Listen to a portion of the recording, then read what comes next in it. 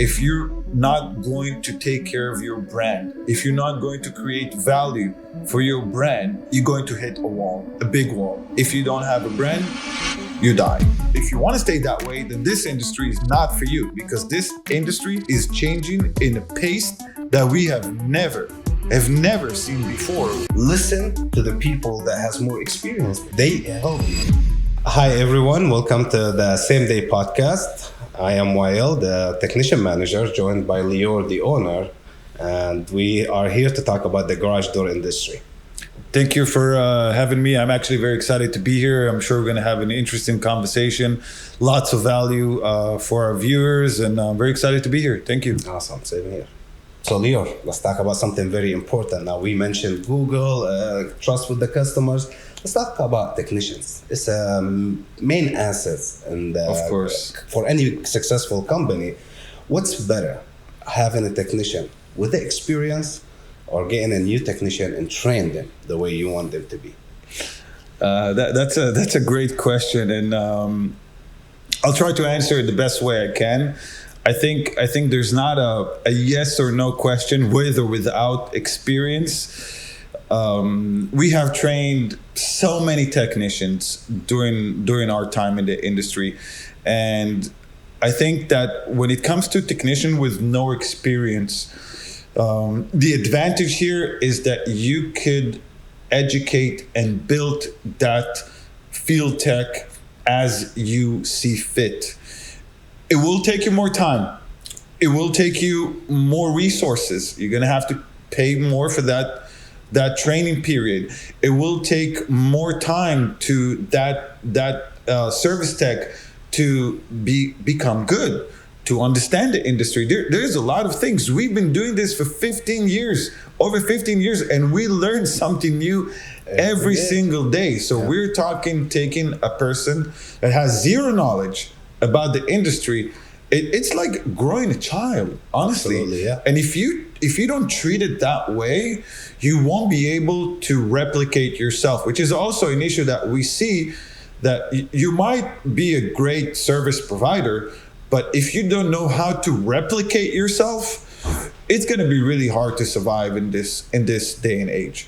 So I think that's the good side and bad side of having a technician with zero experience. But if you have good material to work with, I believe for the most part it'll be a more successful service tech from a technician with experience, from a service tech with experience, because you are able to educate, really tell them the in and outs of this industry, how exactly you want them to work, and they will, because that's how you're training them. Now, when it comes with service techs with experience, that is always a challenge. We see that. We had one this week, swear to God. So it's always a challenge. It's always a challenge. The reason it's a challenge, because it could be a great service tech with lots of knowledge. Maybe he's doing it for so long, like the experience we had this week. Someone that has been doing this for a very, very long time.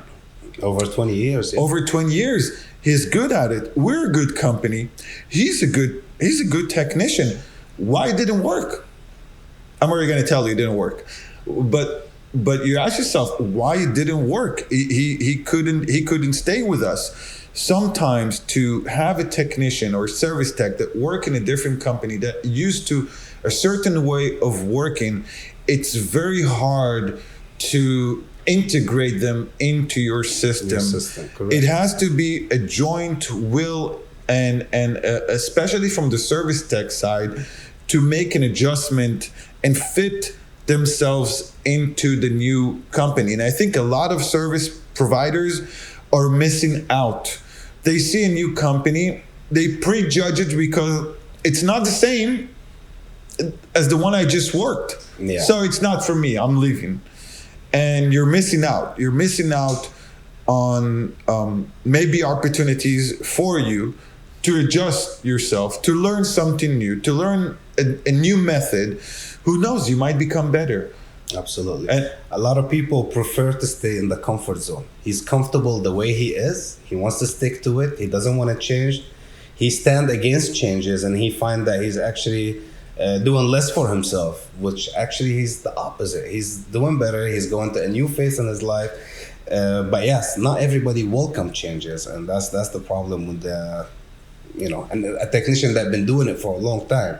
When you say a period of 20 years working on the same system, doing your own thing all the time, all of a sudden you find yourself working with a company that has rules, that has requirement, that has goals that they want you to reach on a weekly or on a monthly basis, and they just find it too much for them. It's and difficult. They end up running away from the business. It's difficult. Yes, absolutely. But I want to relate to what you said about comfort zone, and again, it really relates to what we're talking about, and something that I do. That's the way I live my life. Maybe it's good, maybe it's not, but that's the way I do it.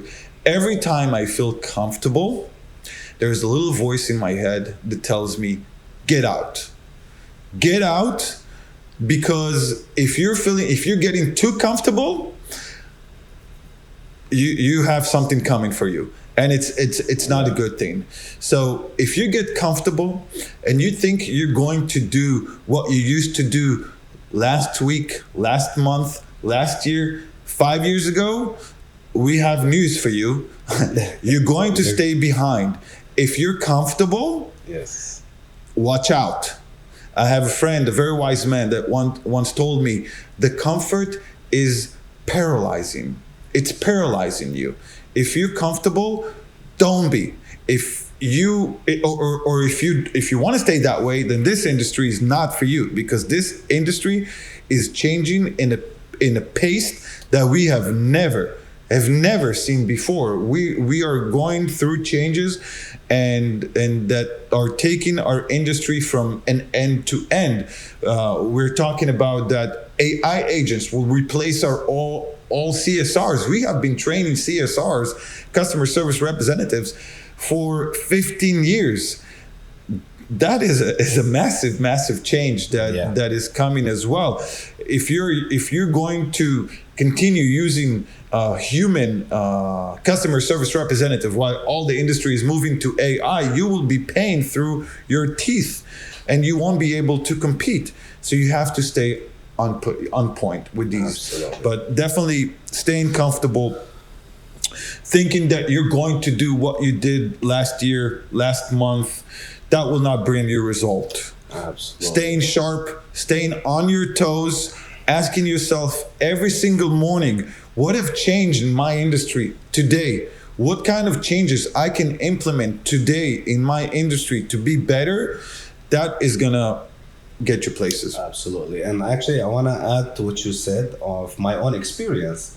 When I was a technician for the first, let's say, 6-7 years working with you, I was in the comfort zone. I was comfortable. I was not thinking about upgrading myself or doing anything for myself till, when they hit me, this is just how it's going to be. I'm just going to be sitting here running jobs, not doing anything for myself, not trying to, change my way of thinking.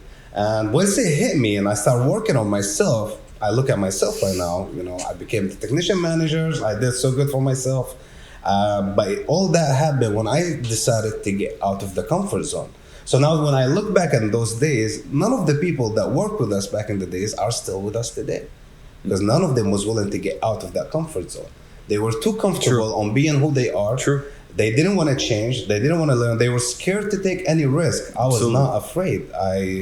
When I needed to go take a class for customer service, I stopped working. I went and took a class. When I needed to, learn something new, the way I speak, when I started with you, my English was not the best. I was still trying to get better at it. And I felt like I started working on that, how I'm going to speak with my customers, what language I'm going to use. And yes, it absolutely made a lot of difference. And I look at it now after 15 years, I think, that's the best decision I ever made, is getting out of my comfort zone.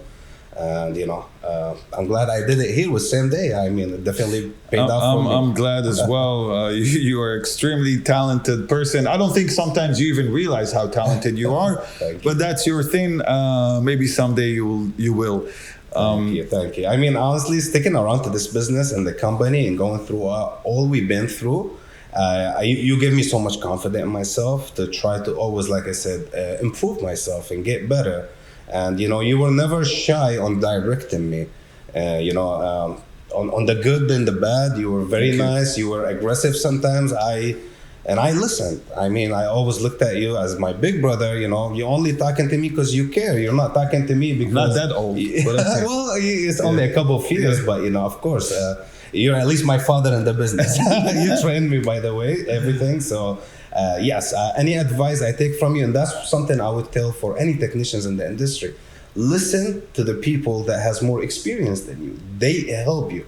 And I'm facing that with my own technicians here. Wherever I talk about, I feel like the ones that actually listen, they're doing good for themselves. Absolutely. And that's an advice I say to everybody in the business. Talk to your technicians, always be in touch with them. And for the technicians, listen to the people with experience. That's the only way you'll improve yourself and you'll get better at what you do. So, Lior, let's talk about customers now. They have more knowledge. There's more ways for them to learn about the garage door and how to fix it. So, as a company, how do you bring value to that customer who actually has access to everything to learn how to do his own work?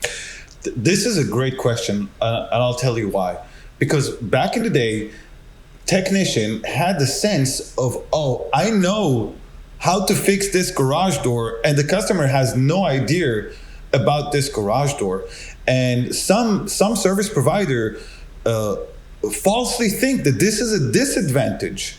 Remember when we used to go out to customers, they had absolutely no idea how would you get information about a garage door before social media. Correct. What, are you going to read a book? No, that's not going to happen. We met customers, very smart people, but with very little knowledge about garage doors. And some service providers still think today, which is completely wrong, that was my advantage. I knew about garage door and the client didn't. And we say vice versa. We say that we prefer our customer to be educated. We prefer our customer to know what to expect, to know or to see a YouTube video and to see what it takes to replace a garage door, how much work goes into it, that there is a professional doing this job. Instead of thinking this is a disadvantage, this is an advantage. We want our customers to be educated. That way we can go back again and talk about value. What kind of value? Because you're going to use me or a different company to fix your garage door eventually. You're not going to take the risk to install an HVAC system yourself and hope it's going to work. So we think that this is an advantage, but we have to play it in a way that we embrace it. We actually hand out our customers information pamphlet. We want them to keep them informed. Having educated customer is great for the industry. Yes. That's one thing we used to always do, try to educate the customer on how dangerous it is to actually work with the spring, how to take the cables off. I have seen so many customers actually who got hurt, whether, scratch on their eye or their forehead or their arm, and they end up rushed to the hospital just because they tried to work on the door, not knowing what could happen when they work on it. So now, yes, they go look at a video, they educate themselves, and they understand this is not something I could do myself. It's not fixing a sink or putting a garbage disposal under the sink or something that, anybody can do. This is actually a massive job that could, if anything goes wrong, you'll end up in the hospital. So yes, thank you on that comment. So Lior, we talked about customer educated through many platforms nowadays. Now, tell me and help me understand this point. That customers that educated that much on how the job is done and what needs to do, he's also educated on the cost of the material. So he could go look up online a product for $200-$300, and then you go sell it for $600-$700. Let's talk about an AC unit. You see it online for $6,000. A company walks in and offer it for $12,000. How do you expect the customer to believe that? What's your structure to get the customer to believe the value you're selling? That's a great question. And the simple answer, if you don't have a brand, you die.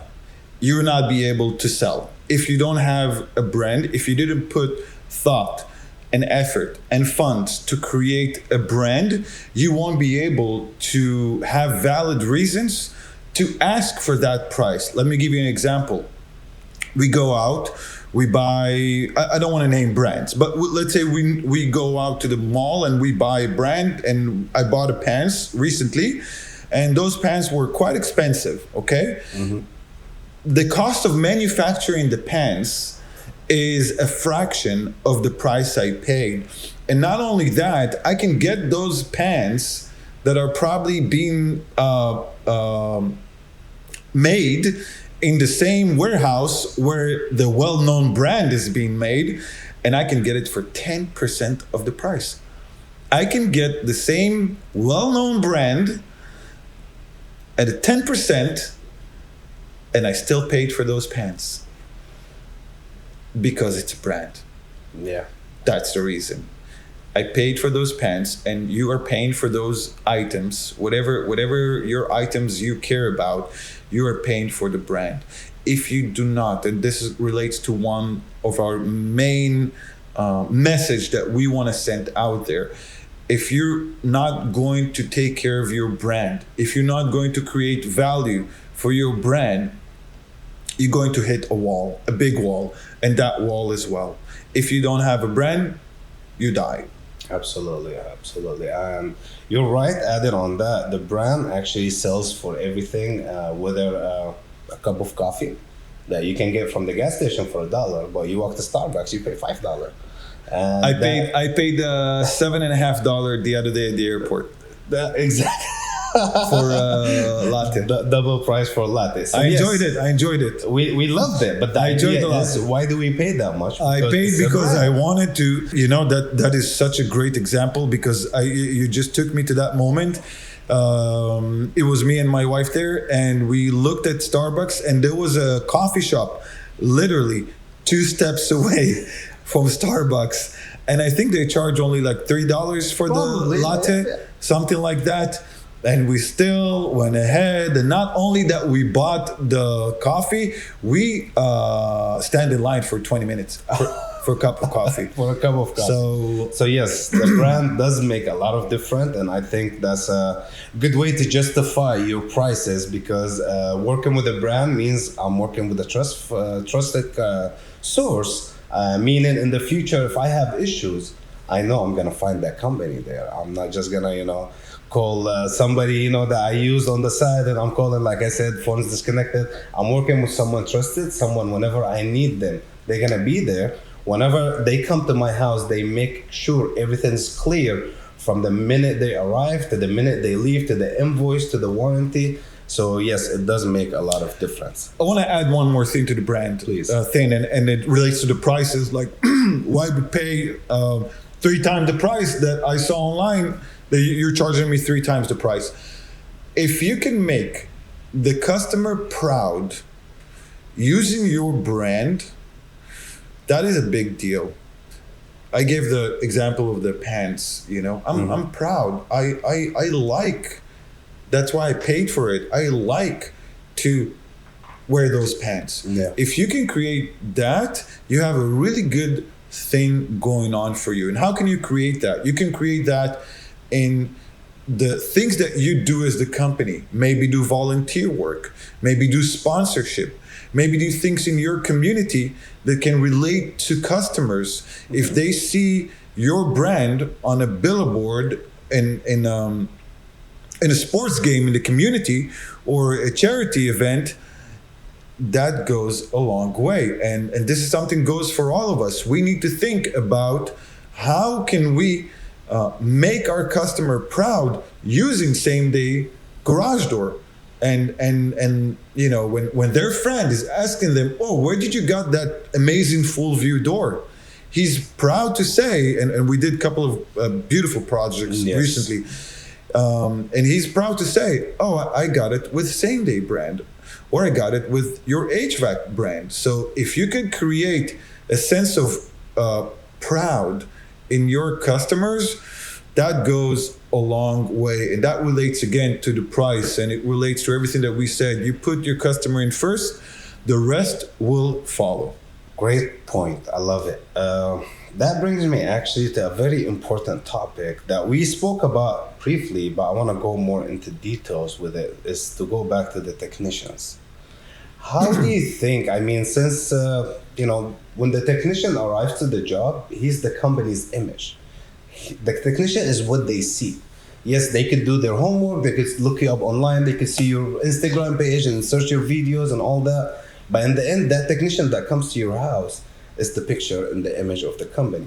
How do you keep those technicians motivated, loyal to your company, and to make sure they're gonna give 100% of them to the customer to give the right image of your company?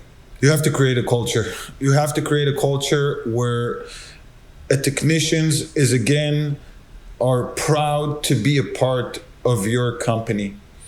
You have to make a culture when they come into work, they feel a sense of appreciation.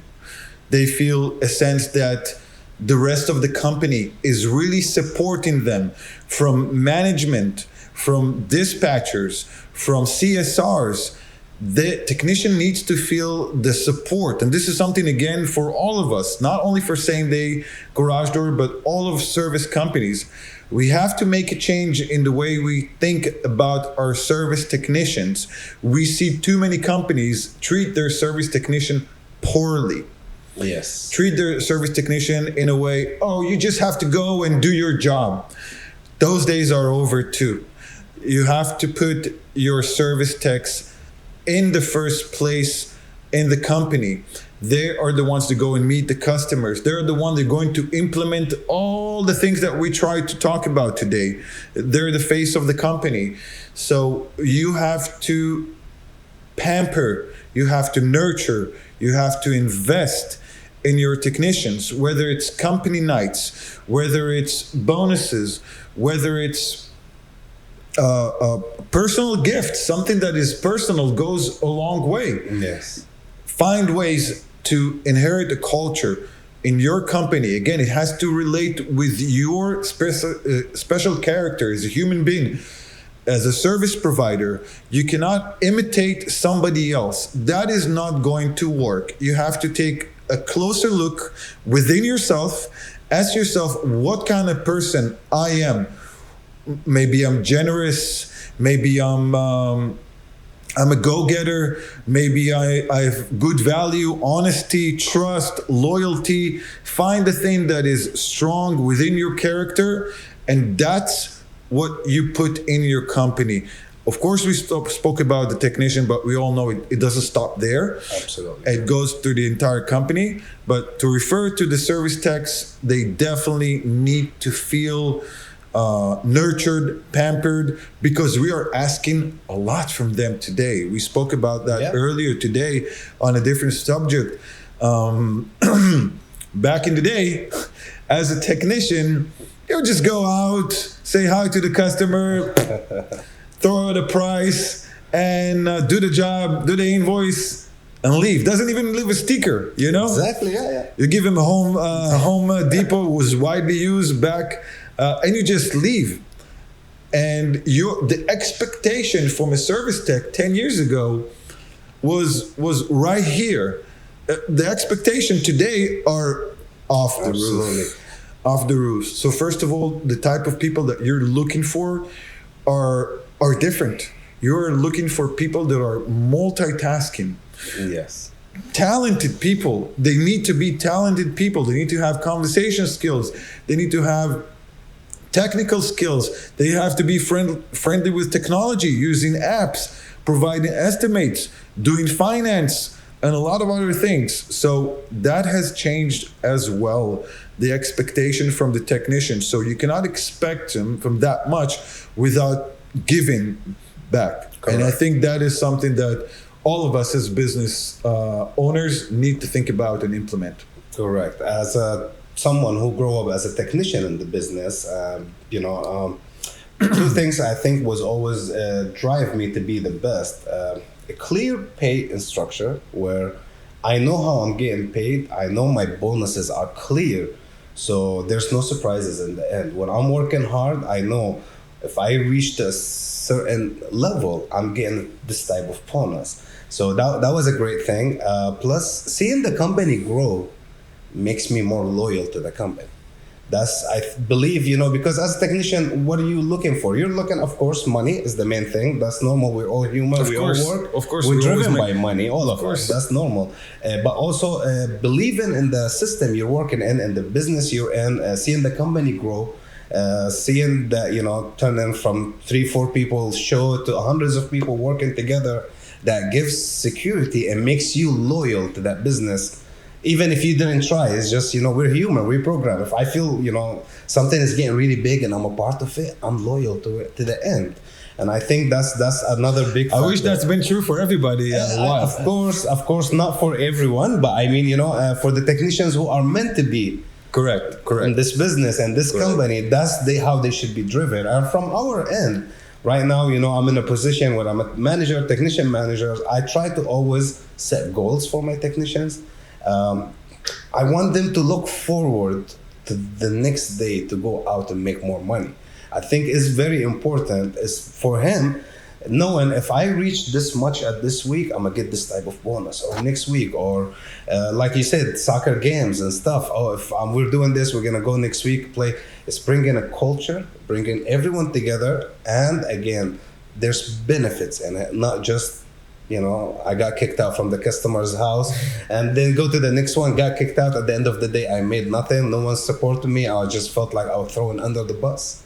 Yes. So that's different now. So I think It's very important for all company owners to focus on their technicians, make sure they're taken care of and appreciated to get the best out of them.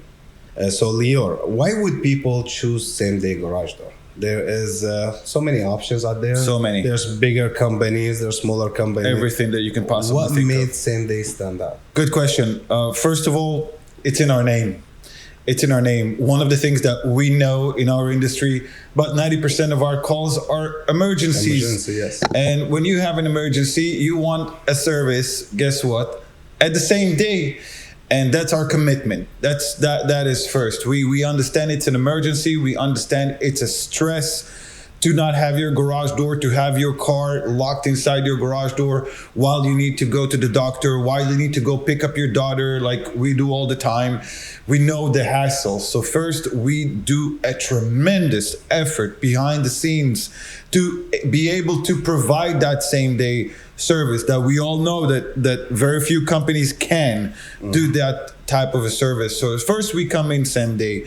Second, we are still and we're going to stay a family-oriented business. Our business is not small, but we put a lot of effort to keep this as a family. So as a customer, and this is something that we work again very hard behind the scene, we want our customer to feel a part of a family. We are local, owned, operated organization. You have a problem, we're always going to be there for you. We're always going to try to provide the best solution for you. You're always right as a customer on our end, and you probably know better than everybody else the amount of effort that we do to keep our customer happy. You cannot have 100% happy customer. That is a lie. And here in this conversation, we hear about the truth. So that small percentage of our customers that felt they didn't have the best experience, we got to do an amazing effort to amend that feeling. Yeah. Third, we try and we stay up to date with the industry standard. We want to be able to provide the best service that we can do. And our perception in this company is we're going to come in every day to provide the best possible service to our clients. Amazing. I mean, you covered everything. I have nothing to add to what you said. I'm like, whatever I want to say, you already mentioned, talked about. I'm like, That guy nailed it, man. No, but this is absolutely right. Giving that vibe to the customer, the family vibe, is very important. For sure. most of my memorable jobs was customers that actually it was beyond just fixing the door. It was a personal conversation. I remember sitting on the floor with customers eating pita with hummus. They, like this. I remember this guy, we were talking about Christianity, and he opened all books, and we sat for like 2 hours outside of working on the garage door, just talking. I personally enjoyed it. It was a part of my personality. I wasn't doing it because I'm a technician at your house. No, I like to talk to people. I enjoy it. And he was very nice, and yeah, we had a great conversations. Different customers, actually, yeah, we got invited to their house personally to just come for wine or drinks or talk or hang out. So it's very important giving that feeling to your customer, because if he feels like you're a trusted family person, like he can trust you, he will go all the way with you. And again, this is not about money. This is about actually building a trust and a relationship with your customers, because I'm sure the way I introduce myself to that customer, he probably talks about me till today. Because how many garage door technicians people he met throughout his life? How many times Correct. your garage door is going to Correct. break? 2-3 times? Correct. You called the same guy, you met the same guy 3 times. So now every time you think about your garage door, You have this person in mind. man. Yes. And that's another thing, that's why it's very important for me leaving an impression on my customer, because I know they're gonna think of me, and that's what gonna make them talk about us. That's what gonna make that customer call me when he heard that her friend has a problem with her garage, or his cousin's garage is broke. He's gonna think, oh, Wael, he came and fixed my door. I recommend this company and ask for this specific guy.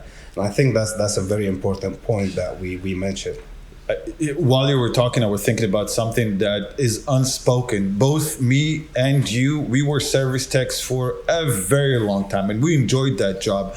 And one of the unspoken benefits of being a service tech in a metro area, and I know for me, it helped me a lot in different aspects of my life. I feel, and I'm sure you will relate, I feel that I know this metro by heart. I know this metro so well that I know exactly the character of which neighborhood, the scenery, who lives there, their personalities, the church they go to. It made me feel like I have a grip on this city. Yes. And I really know everyone in the city. I know the people in the Woodlands. I know the people in Baytown. I know the people in Katy. I know the people in Galveston. We know all of them, and definitely in Houston, and we know the zip code. We have a map inside our head, and we know this city by heart. And that also, as that experience as a service tech, kind of bring you a little bit closer to your customer. And Exactly. I think for business owners, it is very important. And I completely forgot where I went. I'm with you 100%. Actually, a lot of neighborhoods, once I drive inside the neighborhood, I get a feeling like, I remember, I fixed that door. I know I've this. seen I that know this door. person. I know this person. I saw that guy. I get that almost in every neighborhood in Houston, the great Houston, Yeah. from Galveston to Conroe, because we drove to a lot of neighborhoods. We service a lot of people, and again, our personality also makes the difference. We're not shy to talk to people, and that always leads you to more conversations and more of details where you actually, when you see that person in the future, you remember that you've been there, and you always commented on that. I have a really good memory from remembering my customers. Like whenever you say, "Oh, this guy called," right away I tell you what I did and what happened. and Yeah, all you the have a details. tremendous memory. It's not the memory; it's actually the memory it stuck in my head because the way it was created. I never treated a job as it's just a source of money and I need to leave. I actually loved interacting with people. I loved giving my best. I loved leaving an impression. And of course, I cared about money, but it was like last on my list after all this important stuff. Because again, it's a big factor for me. When I go home, I want to go sleep happy. for making it different for somebody's life. That's how I see it. Amazing. And I think it made a lot of difference on me personally. And I try to give that to my technicians. It's not easy because, again, that's a personal thing. Nobody taught me to be that way. It's just I turned to be this way. So when I try to give it to my technicians, I find difficulties, but I will keep pushing. Just hopefully, hoping one day they will all start acting this way and feeling the way I do. Because I can't lie to you, man. I love doing garage doors. It's simple as that. It's without personal example, it just doesn't work.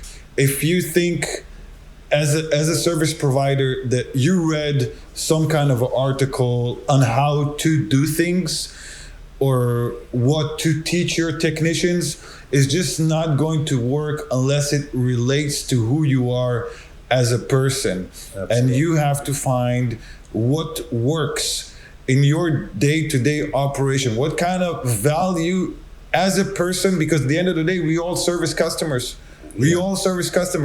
What kind of value you can bring to this customer, what kind of relationships, things that you've done are amazing. What kind of relationships you can build with your customers. If you will be able to do that, you are guaranteeing the longevity of your business. You are guaranteeing that your staff members will follow, will imitate. And that's a great key for success. Absolutely. There's many small companies out there who, like we said earlier, promote themselves as the cheapest, and we have the cheapest prices. How are these companies affecting your company? Well, they're not. What they're doing, they're shooting themselves in the leg.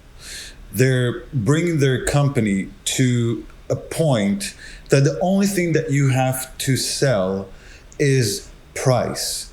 And the reality is that if that's the only thing that you're selling, you won't be able to provide all the other things that a customer is looking for. So you are doomed if you're doing that. If you're advertising, we are the cheapest company, choose us, and you are providing cheaper price. Oh, you're selling a spring for $100 installed. You are dooming yourself to disappear, to shrink, to die. If you got to a point that your only thing that's going for you is that the cheapest, then you're at a point of a problem. You are not affecting, definitely not the big companies that we talked about. Yes. You're not affecting them. You're affecting yourself. Of course, we see issues with, clients calling around and telling you, why are you charging $400 when this company charged me $100? And we have to explain. We're not going to charge the customer $100. We're not going to do a price match because we are not on the same ball game. We're going to stand our ground. We're going to explain why are we charging this price. We're going to do the best possible service that we can provide. All the things that the cheapest companies cannot do, and I think that's we've seen them for years. For years, and they always deteriorate. And always we see someone new raises a hand. I'm the cheapest. Choose me. I'm the cheapest. And then they die and they go out of business. And then we see another person, another company trying to do that. I haven't seen Precision, Roto-Rooter, A1, dependable locksmith, or big companies raise their hand and say, choose me, I'm the cheapest. No. And they're the most successful ones out there. So you do the math. Absolutely. That's just like the branding, basically. When you go in the store, you see the Gucci pants, the Louis Vuitton, all these things. They come with a price tag, and you see one standing out on the cheapest. It could be, no brand or whatever. So yes, those ones will die. They will not be there.